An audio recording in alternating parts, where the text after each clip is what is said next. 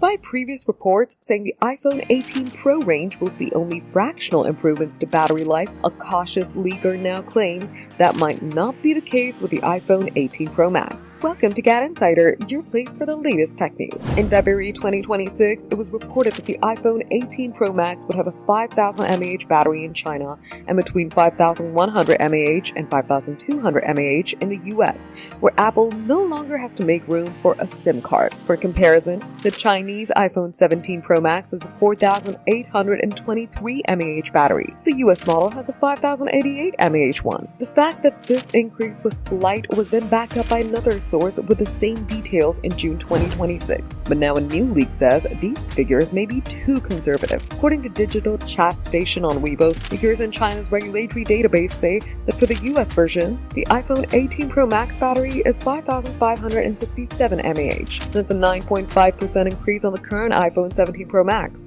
Compared to the previous estimate, which was the equivalent of about 2%, now that's a significant increase. However, both the old and the new figures come from the same leaker who only has a sporadic track record. But then in this case, the leaker is skeptical about the figures they found for this model. That may be in part because figures from the same source back up the earlier expectation of only a minor battery update in the iPhone 18 Pro. According to the leaker, the Chinese regulatory filing says the US versions of the iPhone 18 Pro will have a 4,288 mAh battery compared to the iPhone 17 Pro's 4,252 mAh. Now, how much the battery will be changing will only be known once the iPhone's launched. For more updates, subscribe to GadInsider, like and share the video, and don't forget to press the bell icon so you never miss any update.